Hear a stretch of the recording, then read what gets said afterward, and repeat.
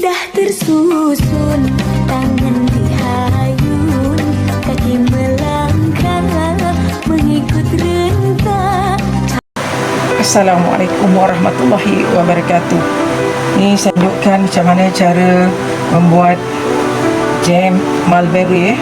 Kita sediakan ni lebih kurang 3 suku mangkuk buah mulberry yang dah masak, rendam dalam air garam, letakkan lebih kurang 1 sudu garam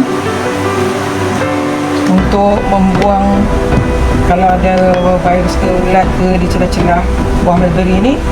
Kita basuh dengan air garam, kita rendam sekejap lah dalam 2-3 minit. Lepas tu kita bilas. Kemudian kita bilas bersih-bersih.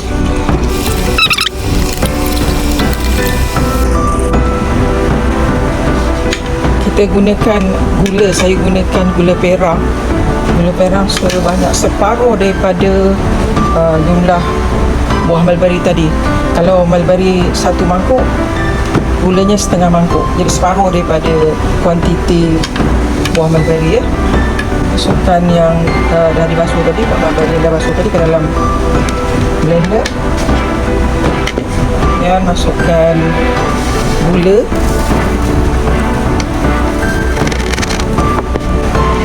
tak sedikit air, seberapa boleh yang sedikit lah, hanya secukupnya untuk menghancurkan buah mulberry dan gula itu tadi. Kita blend. Masukkan mulberry yang dah dikisar ke dalam periuk. Saya memang tak tapis sebab memang saya nak masukkan semua sekali buah mulberry tadi supaya tak ada yang terbuang. Kacau dengan api yang sederhana sehingga dia pekat.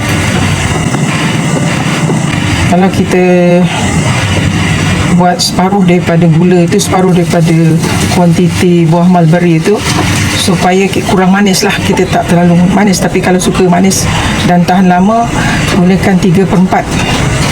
Kalau 1 mangkuk buah mulberry, gulanya 3/4 mangkuk, jadi 3 suku lah. Saya gunakan separuh sebab saya nak kurangkan penggunaan gula.